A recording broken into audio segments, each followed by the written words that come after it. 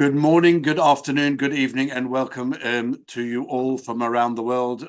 Thank you for joining us today at the Jerusalem Center for Public Affairs Daily War Room update and briefing. We are here to give you all of the latest information from the different conflict zones and really the best possible commentary and context that we can provide.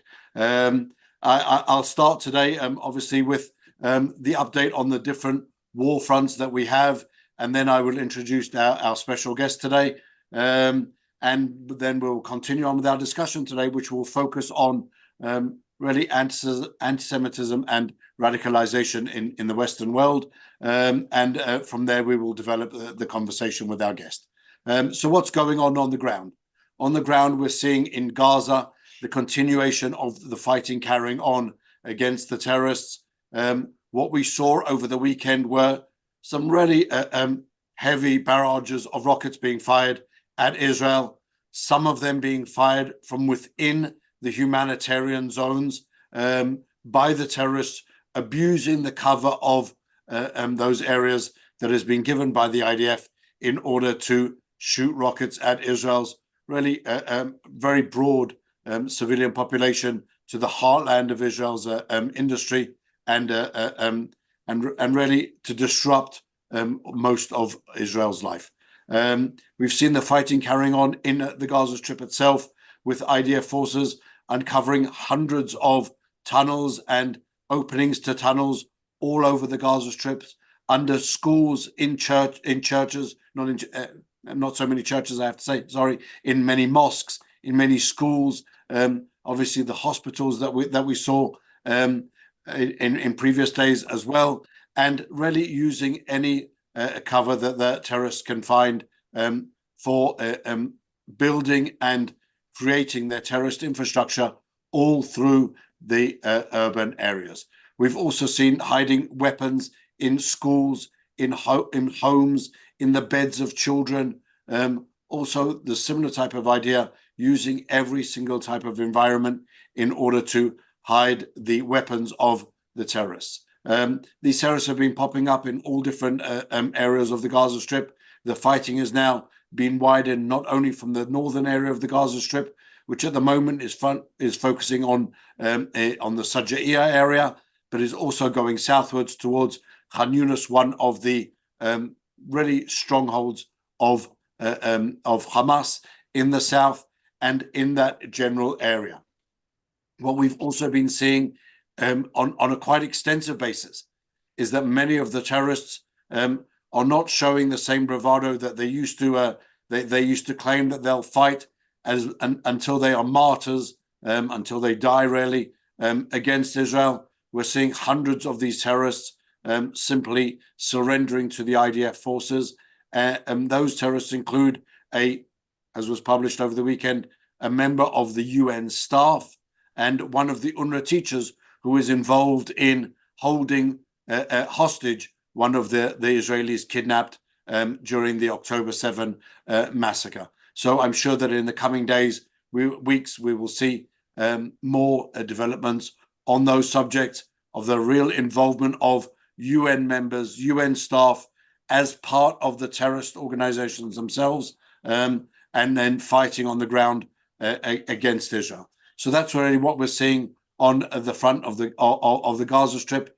In the north, we are continuing on with the Iranian proxy Hezbollah's war of attrition, constant rocket fire from Lebanon into Israel, constant firing of anti-tank weapons at Israeli forces, at Israeli civilians. This is something which has been going on really since the beginning of the war, whilst there was a pause in the fighting in the Gaza Strip to facilitate the release of many of the hostages. So there was also a pause in the fighting on our northern border with Lebanon, but that has now resumed with the fighting in the Gaza Strip, and really is intensifying almost on a daily basis, with IDF forces today striking not a small amount of the terrorist infrastructure also in Lebanon. From further off, we're still seeing the activities of the Houthis, constant attempts to fire more unarmed aerial vehicles and also missiles.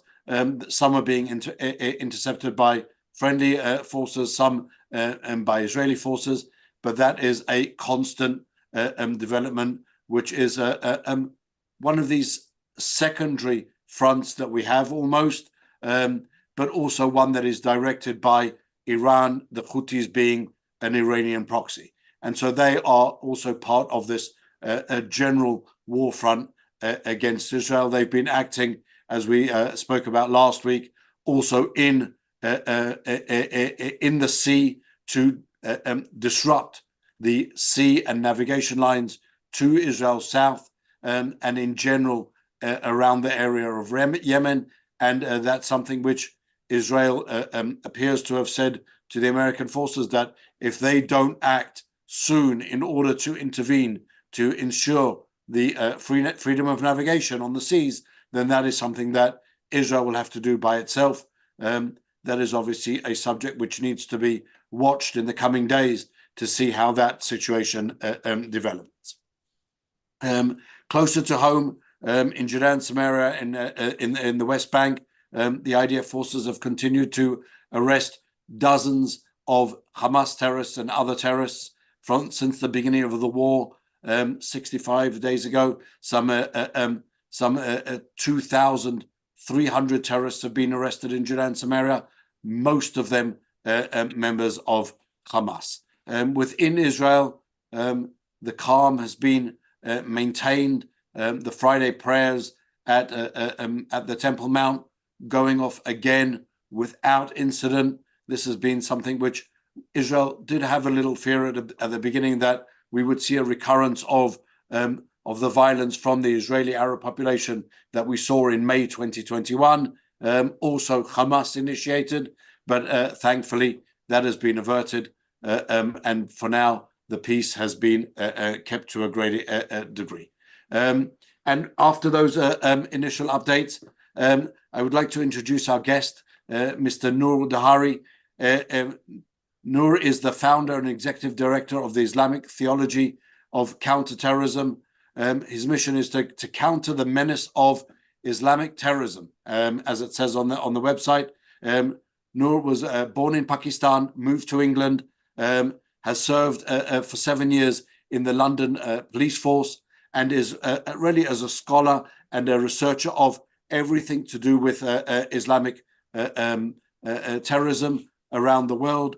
Amongst the papers that is published that you can find on the side of the Islamic Theology of Counterterrorism, the ITCT site, you can find a document entitled The Origins and Beliefs of ISIS and Al-Qaeda, which is something which is important to know. In order to understand how these organizations function, we need to understand what they believe in, what they think, and how they're going to then be acting. Noor is also the author and editor of 6 different books on the subject, and is also a researcher and makes videos really countering terrorism on all fronts, including financial terrorism. So Noor, thank you for joining us. Thank you very much. Let's, if I may, suggest that we delve immediately into it. How did you first get into this subject? Well, thank you very much, JCP, and thank you very much, Kanla, for having me here. And this is a very broad subject, and I was not in the subject before.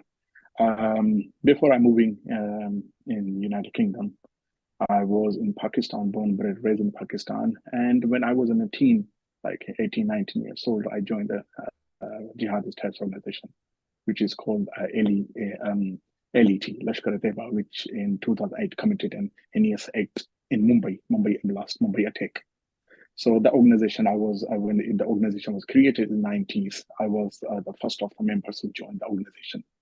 And we have been recruited and indoctrinated their Islamist ideology in my mind, and they recruited. Then after 1-2 years, when they realized that this person is very indoctrinated into their organization and very committed and dedicated, so they sent me Afghanistan to further military training. after completing military training in Afghanistan. We stayed nearly one year in Afghanistan. Then I back to Pakistan. And then after that, after a few months, then they sent me for further elite commando training in Pakistan administered Kashmir for final training before they launch me into the Indian administered Kashmir for terrorism and jihad against Indian army. But few things happened, so I realized, because the one thing is, thanks to God, I was not completely very ignorant or dumb person like other activists. I was always reading. I was always very keen to read books, and research was always in my ambition. Always, anything comes, I do research. Few incidents happened one happened in Afghanistan and one happened in Pakistan that opened my eyes and realized this is not actually jihad. They are using us as a tool, as a tactic, as a tool, and Islamic teaching as a tactic to recruit and use to achieve their benefits. So I realized that I'm the one of their tools. So I confronted with them, like verbally, and argued with them, raising so many questions that obviously they could not answer. So that was a turning point. I decided to leave the organization. When I left the organization, honestly, because I was a teenage, that was Islam I had been taught. So I thought this is actually Islam. This is real Islam, and I had been betrayed. I had been used. So I decided after a few years that I have to leave Pakistan for good. That Pakistan is not safe for me, and it was I was very upset that my youth completely has gone.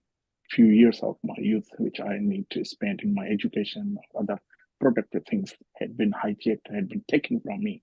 And then I decided to leave the country. I left the country, and then I came to UK. When I came to UK, because I had grievances of like Islam has betrayed me. So first thing I did when I came to UK, I left Islam. I left Islam in case I joined socialist. I become a socialist, Marxist. So I'm following the ideology of Marxism and socialism. And for a few years, I was completely away from Islam.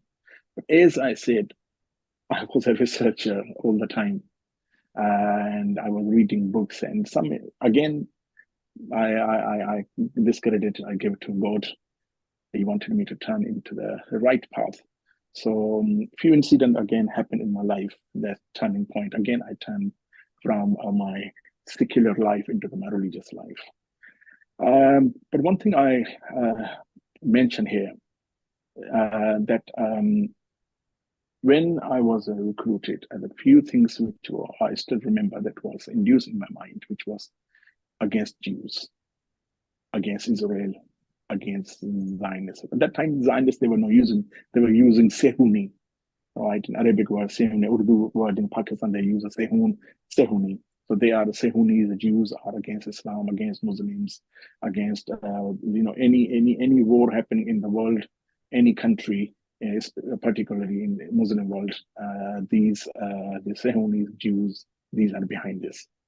And they have given me one book which I was back in time, it was my favorite book, The Protocol of Zion, which you are very aware of that. And I read that, and anything happens, I will blaming all to Jews. And this is how they create generation. This is how they created a generation to hate Jews under the flag of somehow Palestinian, under the flag. Sometimes they say, not, we are not against the Jews, we are against only Zionists. But actually, this is wrong. They are against Jews. Okay, because I have been a part of them. So I know what type of teaching they were giving to me from Hadith, from Quran, manipulate verses, manipulate Islamic teachings, indoctrinate young mind. They need youngsters whose mind is very, under the process of developing. They are not developed. They are not 30s or something like that. Teenage people, and they particularly find people, they have some type of grievances. I had some type of grievances from my back in my home. My father My mother died. My father was got another marriage, and yes, our situation in our house was not like we didn't find any love and something like that from my father.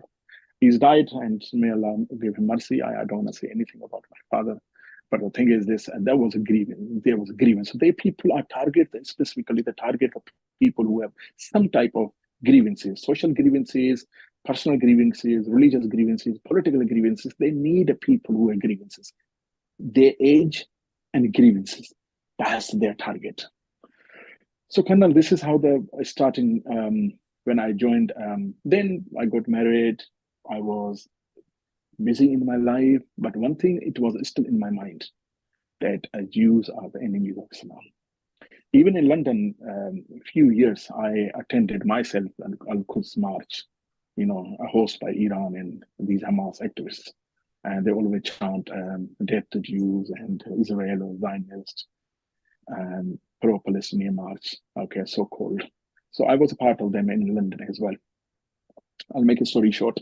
So then I joined the police force. When I joined the police force, my mind was a little bit changed, broader, because we had people and different from background, English people, and there was one officer. He was a Jewish officer and very lovely person, very friendly person.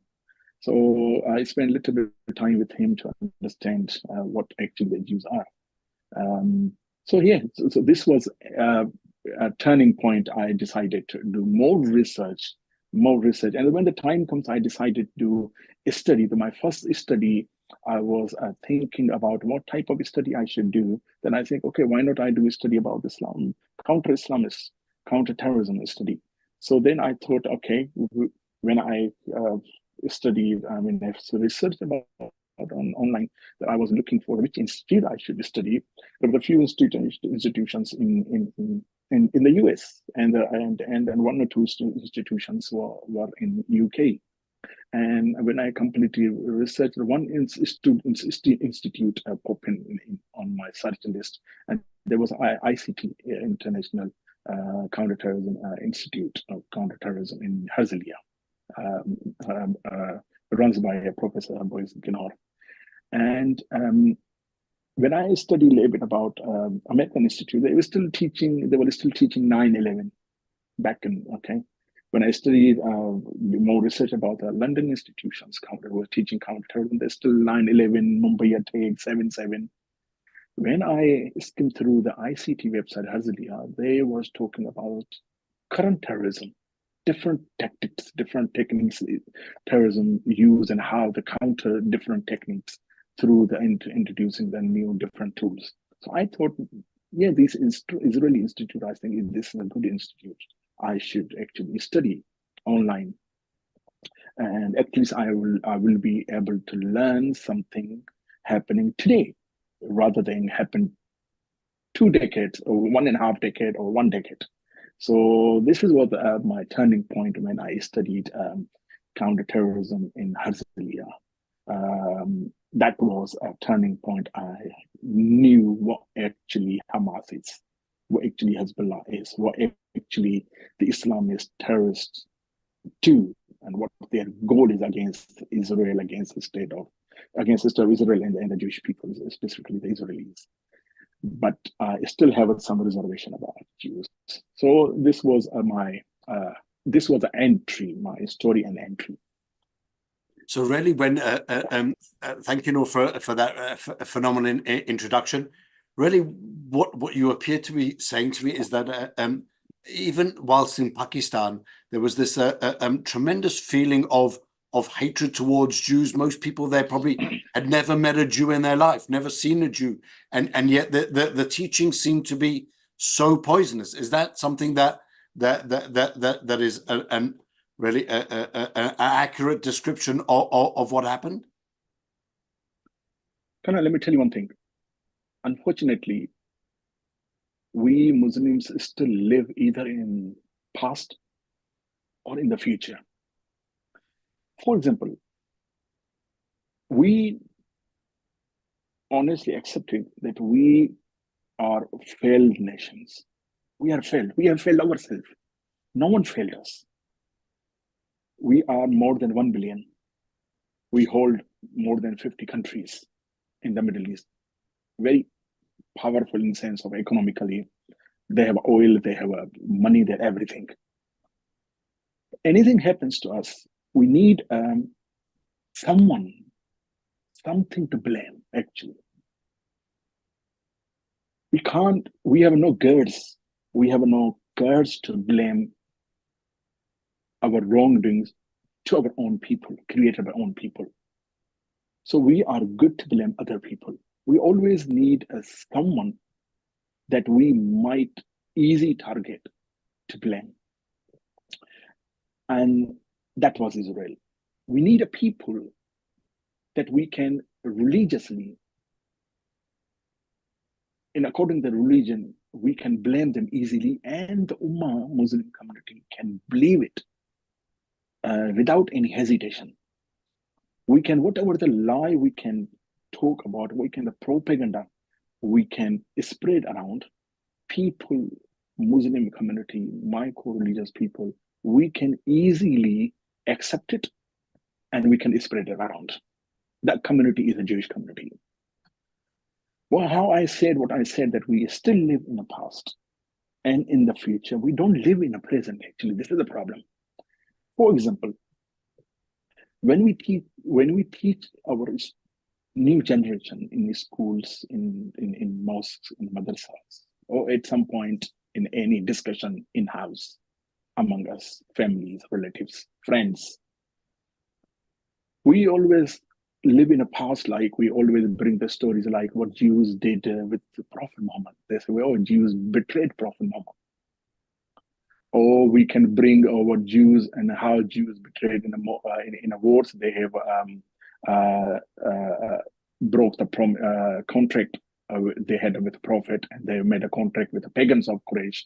And this is why the Khaybar Accords happened when the Muslim army went over there. Okay, so we always bring past stories which have nothing to do with number one is have nothing to do with the present. Number B, those wars, those incidents, events happened only during the wartime. After the war, nothing happened. Muslims live in a very good environment, good atmosphere. But we are good to pick and choose.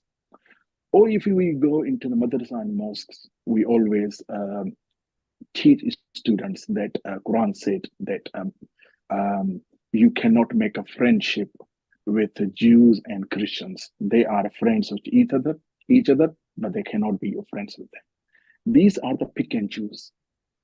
Okay, or we can say these this was a past. We always bring the past, these and Quranic texts and some other stories to indoctrinate people. Then we live in a future which we never seen it. We can never predict it. We bring the future, which future? Day of judgment. When the day of judgment cannot be happen until the stone and the trees can call the Muslim or Abdullah or son or the slave of God, come and Jew is hiding behind me. Really? So either we live in a past, or we live in a day of judgment. We don't live in the middle one. So this is a problem. This is not a problem only in Pakistan. Colonel, this is a problem is everywhere. Every Western country, every Islamic institution, or Islamic or a mosque.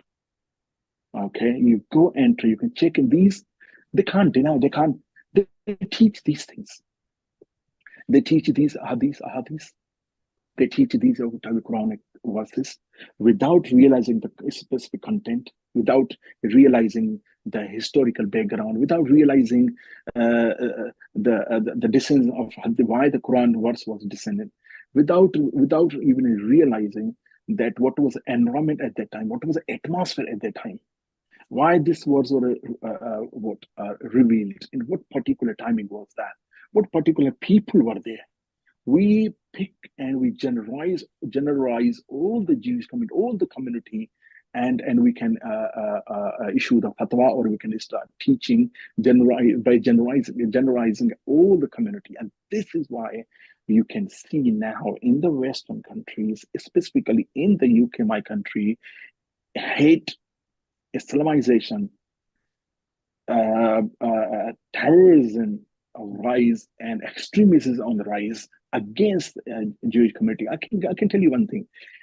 You name the Jewish any Islamist organization. You name any terrorist Muslim Islamic terrorist organization. Maybe their culture is different. Their tactics are different against the states.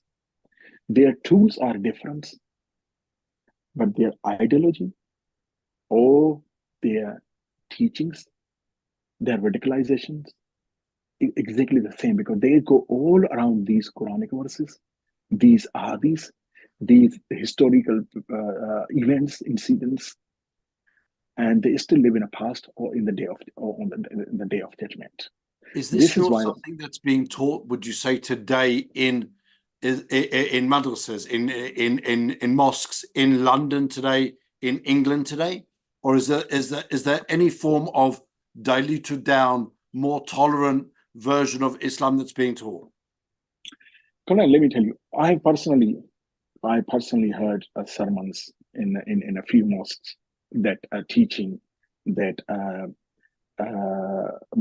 Prophet Muhammad, Jews betrayed Prophet Muhammad. Okay, or we cannot be Muslim, cannot be the friends of Jews and Nasaras, the friends of each other. In UK, what they are teaching very minor children, 4 years, 5 years, these teaching in the madrasas, in different mosques. These people, these youngsters, when they grow up, where their mind will be. What I believe, I don't see a person who has a beard or religious person or very clean shave and 2-piece suit, 3-piece suit working in a different organization. I see their mentality. I see their mindset. Okay, because whenever the Israel and Gaza war happened, you can see in the street not only the religious people, but all these are non-religious, all these Muslim but secular, moderate Muslims, secular on the street against Israel, against Jews. Now my question is, why? In UK, I have seen multiple organizations, Jewish and Muslim organizations, they worked hard to bring both communities together, like we can say faith groups, faith organization, to bring a coexistence. But whenever a war happens, where these efforts suddenly disappear, where the faith groups work for decades, it suddenly vanish and disappear. Those old people for the decade you are working to bring both together, the old people are attending the march against Israel, against the Jewish community. But my question is, why? Where is the missing point? What really is missing? From what you described before, it appeared that your exactly experience in the police, meeting Jewish people, interacting with Jewish people, seemed to have a profound effect on your outlook on life. What is being missed by these people who are really, they are the spearhead of coexistence, because they're the ones who are even willing to discuss and to talk and to meet with Jews. So what brings them really to that radicalization during time of war? Colonel, let me tell you one thing. I have spoken here many Muslims, because I'm living among Muslim people. They're born bred here. They never met a Jewish even. Can you believe it? They never went in the Jewish areas to talk to them, to sit with them. No, there is loads of people they never even, they saw Jewish shopping together, but never spoke to them. Even they are living in a ghetto system here. They're living in a bubble and ghetto system. They never come out of their ghetto system. Whatever the teachings they are receiving from their Islamist clerics, I'm not blaming all mosques. I'm not blaming all Muslims. Okay, I'm blaming the Islamization, Islamism, which is getting more stronger, more powerful in this country. This is why you are seeing millions of people on the streets in the Western countries What is this Islam? It's Islamism. It means Islamist organizations are more powerful than the Islam. What I'm fighting against Islamism. I'm fighting for the survival of my religion, because Muslims need to understand that their identity, religious identity, has been hijacked, has been taken over by Islamists. They are the more victim. They need to get out of it rather than they have to be more drawn into their extremism. They have to save their life, their children's life. Where they are, let me tell you one thing. 1960 was a time, Colonel, when the Muslim Brotherhood entered into UK and the different countries in the West. After in 1960s, when Sayyid Qutb was hanged by the Egyptian authorities, they fled from there. Egypt, Saudi Arabia, African country, other Muslim country, they came to Europe because Europe was a very soft corner for them, specifically UK. They established Islamic charity organizations. I don't want to name it because there will be a problem for me here, honestly, because they are very powerful financially, legally, and religiously, politically. Even they are very influential here. These few organizations, they now, for the last 4 or 5 decades, they run nearly 2,000 mosques. More than 1,000 mosques these organizations run. And these organizations have their own charity organizations. Now, these charity organizations, their turnover is millions of billion dollars. Where the money comes from? What topic they use to generate money? That's Palestine, Gaza, Israel, Jews. This is the most profitable topic they generate money for that.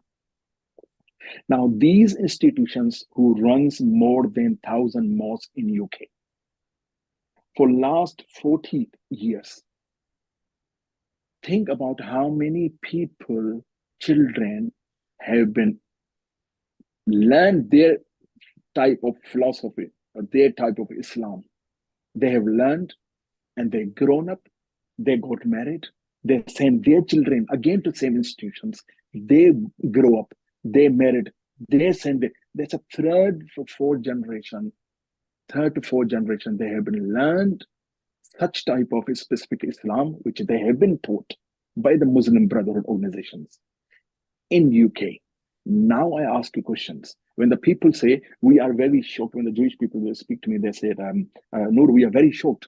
1 million people in UK, millions of people across, where did they come from? I said, brother, they didn't come from suddenly from nowhere. They came from among here. They came within you. They were walking with you, they were working with you. They have learned to hate Jews in such institutions since their childhood. So excuse my question, Nora. Is this a problem that the Western world and specifically and definitely Judaism has with Islam? Is Islam inherently anti-Semitic? Does it condone, promote, and really push a Jew hatred, or is it just a twist on Islam, changing Islam, abusing Islam? What's the real take on it? A very good question. So many people ask me the same question, Colonel. Let me tell you one thing. I'm a practicing Muslim. I'm a religious Muslim. I read the same Quran which other people read. I read the same Hadith which other people read. I read all these Islamic, history, stories, and these all wars, same like others. Why I'm not thinking like others? Why I still proud to be being a Muslim? I'm a proud Muslim. I love my religion. The best is because of the basis of love and coexistence. I have read the Torah as well. I have read the Bible as well, Old Testament and New Testament. When I study Old Testament, I find like I'm reading such more similar to the like the Quran. We have so much common, so much. Tanakh and Talmud law and the Sharia law, they're most are more common things. We cannot be enemy. We have no much contradiction. No much contradiction. Quran is not anti-Semitic because we can eat halal food or we can eat Jewish food or meat. We are allowed to eat Jewish meat, but no other meat, either halal meat or kosher meat. Second thing, when the people don't understand, I always explain to them that when Quran says that Muslims can marry with people of book, Muslim can marry Jewish women, and there is no any condition that these Jewish women should be converted into Islam. There is no conversion. Jewish woman, we can marry with a Jewish woman even though she can stay practice their religion. So, is this not? Say again, sorry. So how has Islam been really hijacked to turn it into a religion of really of Jew hatred, of as you quite clearly said before, it's not anti-Zionism, it's anti-Jewish. It's nothing to do with Zionism, because we have seen the chanting in the street of London and other capitals, burn the Jews. Okay, they didn't say Zionist. In London capital, London streets, people were shouting on megaphone in the during the car rally that rape Jewish daughters and mothers. Yeah, I saw those. They are, yes, exactly. They are, and the constant war cry that they sound, "Chai by El Yehud." Yeah. Explain that to our viewers, just a bit of context as to what that means. When they say, no, we are not against the Jews, we are against Zionists. No, don't believe them. They are against Jews. This is anti-Semitic. This is anti-Jew hatred. Okay, these institutions I mentioned, run by Muslim Brotherhood, these institutions have indoctrinated in them. They create a jihadist, anti-Jewish generation. I'm talking about my country in the UK. The people, those who are came out of their madrasa, their mosque, they are anti-Jewish. Because Muslim Brotherhood is Hamas. And they wanted to create a generation which, when the time comes, they support them. And now this is the time.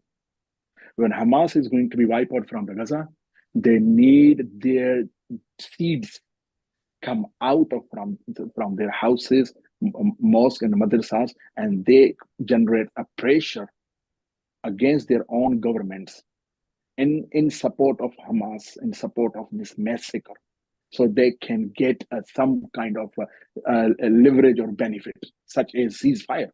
This is what they own. This is Hamas wants ceasefire. Through what? Through these generations in UK, in England, in UK, in US, in other Western countries. So these people need to Muslim understand that we are not in a war with Israel. We are not. Islam has no war with Judaism. Muslims have no war with Jews. This is a war of Islamism. This is a war against Islamist ideology. This is a war between civilized people, including Jewish, Christians, Muslims, non-religious, civilized people, and the barbaric forces. This Israel or Jews never brought religion into this matters. These Islamists always brought religion into it. How? Because this is how they manipulate the Quranic verses. This is how they manipulate and misquote. One hadith, one Quranic verse they misquote, but they don't teach the verse before that and verse after that. So people don't understand that. This is how they indoctrinate. Their tactics and tools are very deep, and they have a very knowledge about Islam. They know how to twist the religious teachings, the religious Islamic doctrine, how they twist the doctrine and indoctrinate people, and specifically the young generation. To what extent, Noor, is what you're saying to us now, is that a fringe idea and description of Islam, or is this really the opinion held by I would like to believe that there are millions of moderate Muslims like yourselves who do not see Islam as a means for promoting and projecting hatred. Where are they? Why don't we see more voices like yourself out there on the streets promoting what Islam is, the Islam that you're describing as a movement of peace? The answer is, Colonel, yes, there are people. There are lots of people, I know them in the UK, which they are not happy with the situation, what is going on in the streets. But they have a few, I can say, grievances. Few, I can say, they are very helpless. In what sense? A, they are living among Muslim community. They don't want to be isolated in the Muslim community. They don't want their children to be kicked out of our mosques. They don't want to be socially boycotted by the Muslims. They don't want to be threatened, attacked when they are shopping with the families in bazaars and marketplaces. Number one reason. Second reason is that Islamist organizations are more influential in the government level. People, those organizations have those organizations and the people influential affiliated with those organizations, they are infiltrated into the Western institutions, government institutions, such as police, such as Home Office, even the 10 Downing on White House. The people are there, the advisors. The people are sitting in the decision-making meetings. So those people like me, we are not supported by the government, actually. But those people who run the organizations, who have 100,000 followers or audience, government will hire their services because they know because they have influence. The government, I can say government, I don't blame everything to government, because the government say that majority of the mosque, majority of the Islamic institution communities, I mean, they owned by these organizations. So they have no other choice except to work with them. But they don't understand the future. They don't understand that these organizations are not sincere with anybody. They will use their audience, even against the West. And they have seen it. They have seen it when they attacked against Daesh, against Al-Qaeda, or Taliban. They have seen that these organizations provided, they presented and provided their followers who took ammunition, and they fought against the Western armies and for Western people, not even in Syria and Iraq, but also here. Also here, we have seen the wave of suicide bombing and bomb blasting in London and in a different in Spain, France, Germany, Belgium, Brussels, everywhere. The government need to understand they can't please them. They have to get out about these pleasing system. They have to make a very harsh and very tough rules to discourage them, discredit them. Otherwise, even in Colonel, we have seen how in the London they were vandalizing monuments, historical monuments, which are the assets of which are the history of the UK, and they vandalized.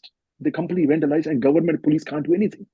If this is happening, then I'm really sorry to say the government, the UK government, or these authorities, that one day we will see unpleasant and very devastating and very disappointing scenes again, any point that they will enter into the UK Parliament or 10 Downing, and they will start vandalizing under the name of freedom of protest and freedom of speech, and under the banner of this guy, the pro-Palestinians.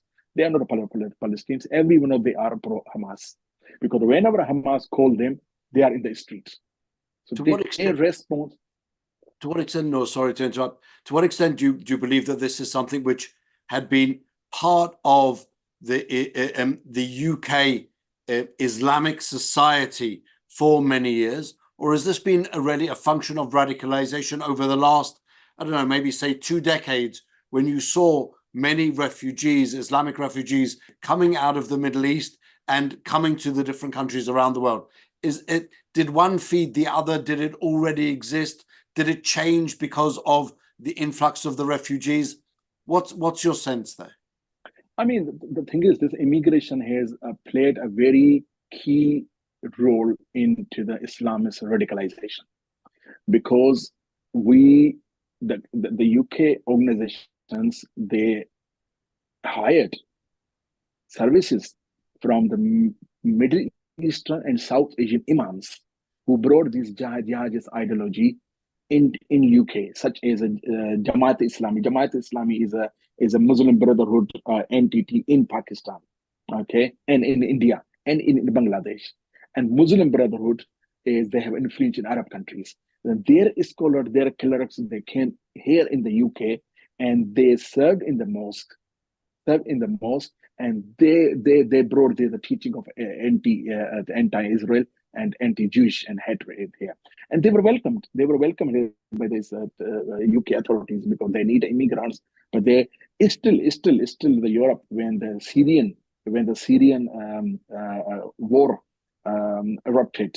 It's a Daesh and Syrian war, and all entire Europe, specifically the Germany, opened the door without scrutinize, without checking any ID. They opened the door of the million people. Okay, and then what we have seen, the wave of terrorism in Europe, and thanks God, and thank you to United Kingdom that they didn't open. They got a lot of criticism, condemnation from the European Union, but they didn't open the door for immigrants.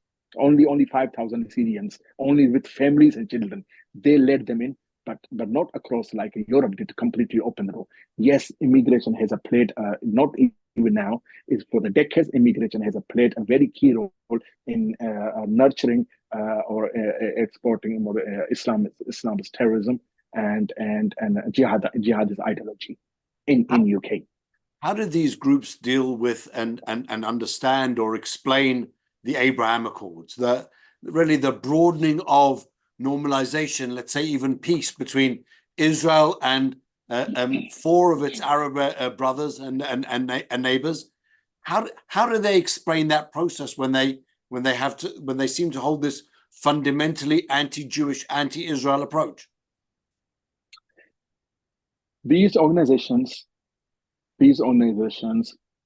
they people affiliated with organizations, they have never accepted Abraham Accord, never welcomed Abraham Accords. They are against Abraham Accords. Even I don't want to name even today, even till today, I see their tweets on Twitter. They're criticizing UAE, they're criticizing Bahrain, they're criticizing Saudi Arabia for making a normal. They said this is a betrayal. The UAE and the Saudi Arabia, Bahrain, they betrayed Muslim Ummah by shaking head with the Zionist state. And they say every single person who is dying in Gaza, that blame not only go to Israel, but the blame goes to UAE, Bahrain, and even Saudi Arabia. They people even before the Abraham Accords, I have seen when I was coming out of the Friday mosque, when I was in a police service, when coming out of the mosque, and people were giving me leaflets, and their leaflet was calling them that Saudi Arabia is an infidel country. So we have to make the Sharia law into Saudi Arabia. In Saudi Arabia, they are infidels. They are kafir. So the thing is, there's a hub of Islam, where the Makkah is, where the Medina is, where the house of God is, where is a hub of Islam. For them, is an infidel country. Their people are infidel. So how can we accept Abraham Accord? And these people are very, very educated people. They're not ignorant. They're very highly educated people. And this is how their thought is. They never accept Abraham Accord. They will even never, ever accept any country in the future join the Abraham Accords. They will go against such country. They will again go against such country because they don't want to listen anything which benefit them or Israel through this initiative. No, they are anything in the benefit of Jews, they will not accept. Does not matter is giving a benefit to the Arabs. Even like a BDS. BDS have given a lot of disadvantage to the Palestinians than Israelis. because boycotted organization, they have 1,000 of Palestinians, they become unemployment. So they don't care about that. So I would like they to only try. discourage the Israelis. Unfortunately, as is always the case, times runs by so quickly, and we're always chasing ourselves around to try and get more information in. So now, just we have a few minutes before we end, or I would like to try and end on a more positive note. How do we move that pendulum? How do we move towards better education to moderate Islam, so we do not find ourselves in this situation where young Muslim kids are being taught and indoctrinated and brainwashed to hate, and they find themselves as part of terrorist organizations, and God forbid, even part of terrorist acts themselves? How do we change that trajectory? Colonel, this is not easy because these organizations are completely have nurtured, infiltrated into the system for the last 4 or 5 decades. They have all resources and sources. Okay, they have all backup and power and authority. Okay, but what I said, if we have to change this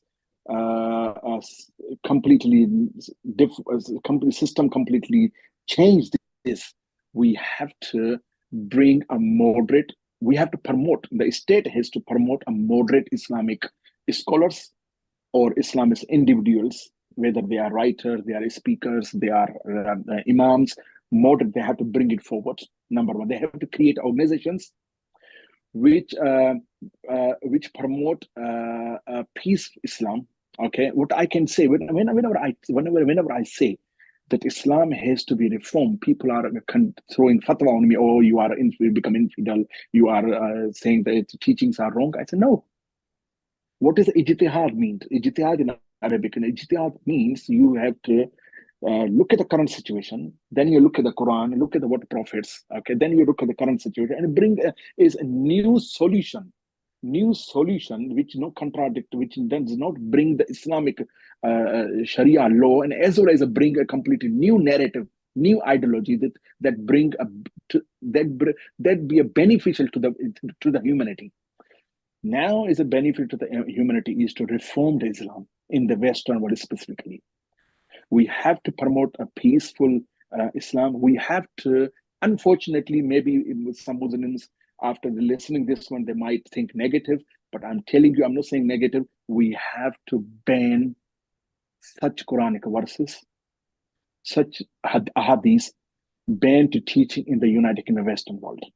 And I'm not saying that it's never happened. Saudi Arabia, UAE already taken out from their syllabus any Islamic content which promote anti-Semitism.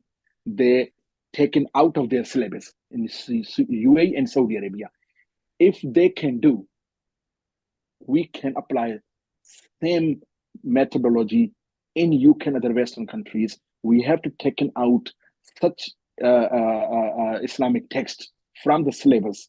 We have to bound imams not to use any political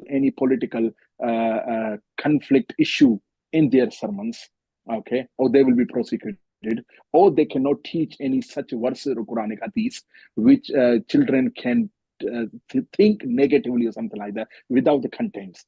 So we have to take a very tough initiative. We have to ban such Islamic institutions which promote anti-Semitism and jihadization. The UK government bring the laws that lock the Islamic Muslims mosques that teach hatred and violence. We have to discredit those imams, whether you are putting them in prisons, bring them into justice, or deport them if applicable by the law. Those who promote hate and violence, jihadization in the street or in the mosque. We have to save the generations, not only Muslim generation, but European generations from the Islamization. Because Islamization, what I see, Colonel, is spreading. It's already had spread all across the European countries, and is spreading. Is a cancer. The virus is a more dangerous virus than the COVID virus. Okay, and government, UK government or the European government, they must have to take a very harsh and very tough initiative to discredit these organizations, their teachings and their imams, not to please them, because the time to coexistence is gone. You can't coexist with Islamists. You have to bring a new generations, moderate generations, with you can live with you with peace and coexistence, not this generation. We have to de-radicalize them. We have to discredit them. You have to de-radicalize them. If you want to de-radicalize them, you have to de-radicalize them from the same tools, because they are using Quran and Hadith. We have to use the same Quran Hadith to de-radicalize them. That's the only solution is that, because they don't believe in your democracy. They don't believe your man-made laws. This is the problem. Noor, thank you very much for your words of wisdom, and really for trying to show us how the things in England and really in Europe can be changed and put onto a more positive path. We thank you for your time and for joining us. Thank you very much. We will be back with, unfortunately, our time has well past gone, and so we thank you again. We will be joining you again tomorrow at 4 o'clock Israel time from Jerusalem. And we hope to see you again. In the meantime, keep safe, keep up your practice, keep up your teachings, Noor, and we hope to be able to host you here also physically in the offices of the Jerusalem Center. Looking forward to it. Good afternoon.